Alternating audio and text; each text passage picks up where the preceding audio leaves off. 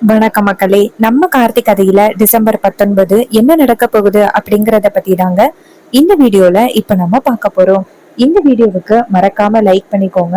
நீங்க லைக் பண்றது தாங்க அடுத்த வீடியோ போடுறதுக்கு ரொம்பவே இன்ட்ரெஸ்டிங்கா இருக்கும். சோ மறக்காம லைக் பண்ணிட்டு இந்த வீடியோவை பாருங்க. நம்ம ஹீரோவுக்கு விஷயம் தெரிய வருது. அப்போ ஹீரோ சொல்றாரு மயிலு கிட்ட, இங்க பாருங்க, இன்னும் கொஞ்ச நேரத்துல நான் ரேவதிய பார்க்க வரேன் அப்படின்னு. மயிலு சொல்றாரு, சகல, இங்க சின்னத்தையும் பெரியத்தையும் இருக்காங்க. சோ கண்டிப்பா நீங்க வந்தீங்கன்னா ரொம்ப பெரிய பெரிய பிரச்சனை நடக்கிறதுக்கு வாய்ப்பு இருக்கு. நீங்க எப்படி மாப்பிள்ள வரப்போறீங்க? அப்ப ஹீரோ சொல்றாரு, நான் சொல்றதை செய்யுங்க, சின்னத்தையும் பெரியத்தையும் அந்த இடத்துல இருந்து போவாங்க. மயிலும் சரிங்க மாப்பிள்ள அப்படின்னு சொல்லிட்டு போனை கட் பண்ணிட்டு நேரா அவங்க அத்தை கிட்ட, அத்தை, உங்க ரெண்டு பேரையுமே ஒருத்தவங்க கூப்பிடுறாங்க வெளியில அப்படின்னு சொன்னதும் ரெண்டு பேரும் சரி அப்படின்னு சொல்லிட்டு வெளியில போறாங்க. இந்த நேரத்தை பயன்படுத்தின நம்ம ஹீரோ அங்கேருந்து வந்துட்டு ரேவதிய பாக்குறாங்க. நம்ம ஹீரோயின் வந்துட்டு ஹீரோவை பார்த்ததோட, என்னங்க வந்துட்டீங்களா, உங்களை பார்க்காமயே நான் போயிருவேன் அப்படின்னு நினைச்சேன். அப்ப ஹீரோ சொல்றாரு, இங்க பாரு, ஏன் இப்படி தப்பான முடிவெடுக்கிற? நீ இல்ல அப்படின்னா என்னால இருக்க முடியுமா? ஏன் இப்படி தப்பான முடிவெடுத்த அப்படின்னு சொல்லி கேட்க, அப்ப ஹீரோயின் சொல்றாங்க, அம்மாவை பாத்தீங்களா, அம்மாவுக்கு கொஞ்சம் கூட விருப்பமே இல்ல நம்ம ரெண்டு பேருமே ஒண்ணு சேர்ந்து வாழ்றதுக்கு. சித்தியோட பேச்சு கேட்டுக்கிட்டு இப்படி எல்லாம் பண்ணிக்கிட்டு இருக்காங்க. அப்ப ஹீரோ சொல்றாரு, இங்க பாரு, நீ கவலைப்படாத, என் மேல உனக்கு நம்பிக்கை இருக்கா இல்லையா? என் மேல நம்பிக்கை இருந்துச்சுன்னா நீ இப்படி ஒரு முடிவெடுப்பியா? என்னதான் கோவில்ல நம்ம ரெண்டு பேருக்கும் எந்த வித தொடர்பும் இல்லை அப்படின்னு சொல்லிட்டு காசு வெட்டி போட்டாலும் நம்ம ரெண்டு பேருமே ஒருத்தர் ஒருத்தர் எந்த அளவுக்கு விரும்புறோம் அப்படின்னு உனக்கு தெரியும்ல. நான் உன்னை கண்டிப்பா விட்டு கொடுத்துருவானா? அத்தை கிட்ட எப்படியாவது சொல்லி நம்ம ரெண்டு பேருமே ஒண்ணு சேர்ந்துடலாம். நீ கவலைப்படாத. சின்னத்தை தானே காரணம் இது எல்லாத்துக்குமே. சின்னத்தை தான் என்னை பத்தி தப்பா சொல்லி அத்தையோட கோபத்தை இன்னும் அதிகப்படுத்தினது. கூடிய சீக்கிரம் என் மேல எந்த தப்பும் இல்லை அப்படிங்கிறத நான் அத்தை கிட்ட நிரூபிச்சிருவேன். நீ என் மேல கொஞ்சம் நம்பிக்கையோட இரு. இது கேட்டதும் ஹீரோயின் சொல்றாங்க, சரிங்க, ஆனா நீங்க இல்லாம என்னால அந்த வீட்டுல இருக்கவே முடியல. அந்த அளவுக்கு எனக்கு உங்களோட ஞாபகமாவே இருக்கு. அதுக்கு ஹீரோ சொல்றாரு, இங்க பாரு, நான் கண்டிப்பா உன்னை என்னைக்குமே நான் விட்டு கொடுக்க மாட்டேன். என்னைக்குமே எனக்கு உன் கூட சேர்ந்து வாழணும் அப்படின்னு தான் ஆசை. நீ கவலைப்படாத. கூடிய சீக்கிரம் நான் அத்தை கிட்ட நிரூபிச்சு உன்னை நான் கூட்டிட்டு போவேன், சரியா அப்படின்னு சொல்ல ஹீரோயினும் சரி அப்படின்னு சொல்றாங்க. ஹீரோ சொல்றாரு, சரி, நாளைக்கே உன்னை டிஸ்சார்ஜ் பண்ணிடுவாங்க, உனக்கு உடம்பு சரியாயிருச்சு, நாளைக்கு பார்க்கலாம் அப்படின்னு சொல்ல ஹீரோயினும் சரிங்க, நீங்க எப்போ இந்த வீட்ல இருந்து என்ன கூட்டிட்டு போவீங்க அப்படின்னு நான் காத்துக்கிட்டு இருக்கேன். ஹீரோ சொல்றாரு, கூடிய சீக்கிரம் நான் கூட்டிட்டு போறேன், நீ தைரியமா இரு அப்படின்னு சொல்ல அவங்களும் சரி அப்படின்னு சொல்றாங்க. அப்புறம் அந்த வில்லி இருக்காங்கல்ல, அவங்க நினைக்கிறாங்க, இப்ப எதுக்கு மாப்பிள்ள நம்மள வெளியில வர சொன்னாரு அப்படின்னு போயிட்டு யாராவது எங்களை தேடுனாங்களா அப்படின்னு கேட்க யாரும் இல்ல அப்படின்னு சொல்றாங்க. அப்ப வில்லி நேரம் அவங்க அக்கா கிட்ட, அக்கா, எனக்கு என்னமோ இது பிளான் மாதிரி தெரியுது. நம்மள இங்க வர வச்சுட்டு அந்த டிரைவர் பையில நம்ம பொண்ணை பார்க்க வர வச்சிருப்பாங்களோன்னு தோணுது. வாக்கா சீக்கிரம் போகலாம் அப்படின்னு சொல்ல ஈஸ்வரி சொல்றாங்க, என்னடி சொல்ற? அதுக்கு வில்லி சொல்றாங்க, ஆமாக்கா, எனக்கு அப்படிதான் தோணுது. கண்டிப்பா இதுக்கு பின்னாடி இதான் காரணம் இருக்கும். வாக்கா போகலாம் அப்படின்னு சொல்லிட்டு கிளம்ப ரெண்டு பேரும் அங்க இருந்து வராங்க. நம்ம ஹீரோ ஹீரோயின்ட்ட பேசிட்டு வெளியில வராங்க. அப்ப வில்லி ஹீரோவை பார்த்ததும் செம்ம டென்ஷன் ஆகுறாங்க. டேய், எவ்வளவு தைரியம் இருந்தா நீ வந்திருப்ப? ஊர் பஞ்சாயத்துல உனக்கும் எங்க வீட்டு பொண்ணுக்கும் எந்தவித சம்மந்தமும் இல்லை அப்படின்னு முடிவு பண்ணோம். எவ்வளவு தைரியம் இருந்தா நீ பாப்ப. அப்ப ஹீரோ சொல்றாரு, இங்க பாருங்க, இது எல்லாத்துக்கும் காரணம் நீங்க தான். ரேவதி இப்படி ஒரு தப்பான முடிவு எடுத்ததுக்கு நீங்க தான் காரணம். இது கேட்டதும் ஈஸ்வரி சொல்றாங்க, மாப்பிள்ள, இங்க பாருடா, என்ன சொல்ற, நான் காரணமா? இங்க பாரு, நீ தான் என் வீட்டுக்குள்ள என் பொண்ணை ஏமாத்தி என் பொண்ணை இந்த நிலைமைக்கு கொண்டு வந்திருக்க. இல்லைன்னா என் பொண்ணு இப்படி ஒரு முடிவு எடுக்கிறதுக்கு வாய்ப்பே கிடையாது. இது எல்லாத்துக்குமே நீ தான் காரணம். வில்லி சொல்றாங்க, அப்படி சொல்லுக்கா. இவன் மட்டும் வீட்டுக்குள்ள நம்மளை ஏமாத்தி ரேவதிய கல்யாணம் பண்ணாம இருந்திருந்தா இவ்வளவு பிரச்சனை வந்திருக்குமா? இவன் ஏமாத்தி ரேவதிய கல்யாணம் பண்ணி ரேவதி கிட்ட ரொம்ப நல்லவ மாதிரி நடிச்சு இப்போ அவனை விட்டு பிரிஞ்சதோட ரேவதி இப்படி ஒரு முடிவெடுத்திருக்கா. அப்போ கூட்டி கழிச்சு பார்க்கும் பொழுது இவன் தான் இது எல்லாத்துக்கும் காரணம் அப்படின்னு நல்லாவே தெரியுது. இதை கேட்டதும் ஈஸ்வரி சொல்றாங்க, ஆமா சந்திரா, இவனை போய் நான் எப்படிதான் நம்பினேன் அப்படின்னு எனக்கே புரியல. இவன் முகத்துல என்னைக்குமே முழிக்க கூடாது சந்திரா. டேய், எவ்வளவு தைரியம் இருந்தா என் பொண்ணை பாக்குறதுக்கு நீ இங்க வந்திருப்ப. அப்ப ஹீரோ சொல்றாரு, இங்க பாருங்கத்த, நான் என் பொண்டாட்டிய பார்க்க வந்தேன். அத முதல்ல ஞாபகத்துல வச்சுக்கோங்க. என் ஒய்ஃப நீங்க நல்லபடியா பாத்துப்பீங்க அப்படின்னு நினைச்சுதான் நான் தைரியமா இருந்தேன். ஆனா உங்களாலேயே என் ஒய்ஃப பாதுகாக்க முடியல. உங்களுக்கு கொஞ்சம் கூட வெக்கமாவே இல்லையா அப்படின்னு ஹீரோ ஈஸ்வரிய பார்த்து கேட்க, நம்ம ராஜாவும் மயிலும் ஷாக் ஆகுறாங்க. வில்லி அவங்க அக்காவை பார்த்து, பாத்தியாக்கா, இதுதாக்கா உன் மாப்பிள்ளையோட உண்மையான குணம். உன்னை எப்படி எதிர்த்து பேசுறான் பத்தியா? அதை கேட்டதும் ஈஸ்வரி சொல்றாங்க, டேய், இவ்வளவு நாளும் எவ்வளவு அமைதியா எவ்வளவு பொட்டி பாம்பா என்கிட்ட பேசுன, இப்போ இவ்வளவு தைரியமா பேசுற. இப்பதான்டா புரியுது உன்னோட முழுமையான குணம் என்ன அப்படின்னு. இப்பதான் புரியுது. என் தங்கச்சி அடிக்கடி சொன்னா, நீ எப்படிப்பட்டவன், என்ன மாதிரியெல்லாம் பிளான் பண்ணுவ அப்படிங்கறத பத்தி என் தங்கச்சி சொன்னா. ஆனா நான் தான் நம்பாம இருந்துட்டேன். இப்பதான்டா புரியுது நீ எப்படிப்பட்ட ஆளு அப்படின்னு. அப்ப ஹீரோ சொல்றாரு, என் ஒய்ஃபுக்கு நீங்க எப்படி இவ்வளவு பெரிய ஆபத்தை கொண்டுட்டு வரலாம், அவங்கள பத்திரமா நீங்க பாத்துப்பீங்க அப்படின்னு நினைச்சேன்.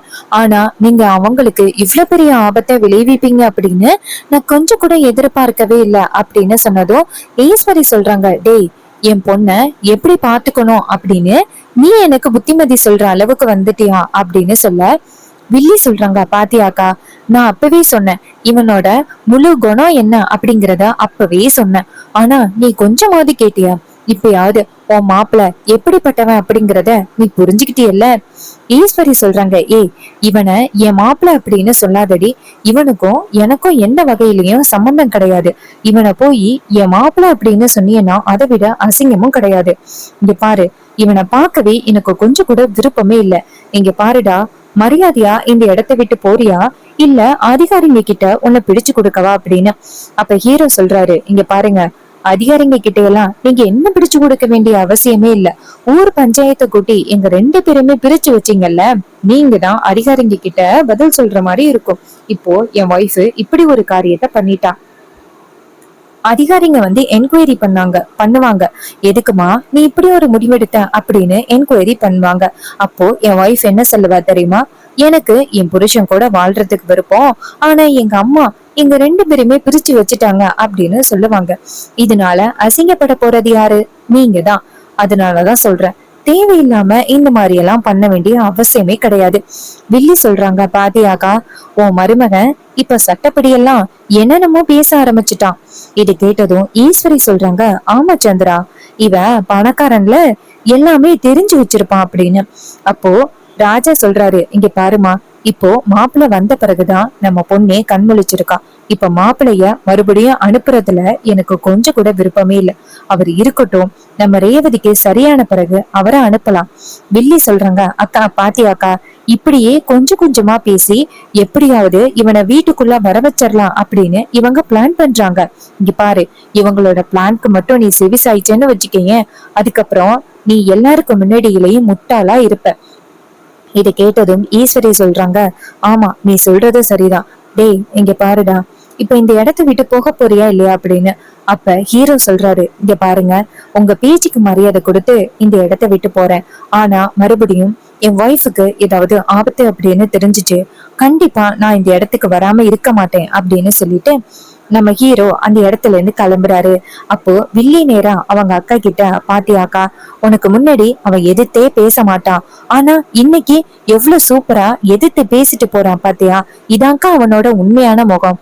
இதை கேட்டதும் ஈஸ்வரி சொல்றாங்க, ஆமாண்டி, இப்பதாண்டி யாரு நல்லவங்க யாரு கெட்டவங்க அப்படின்னு எனக்கே இப்பதாண்டி தெரியுது அப்படின்னு சொல்லிட்டு கோவப்படுறாங்க.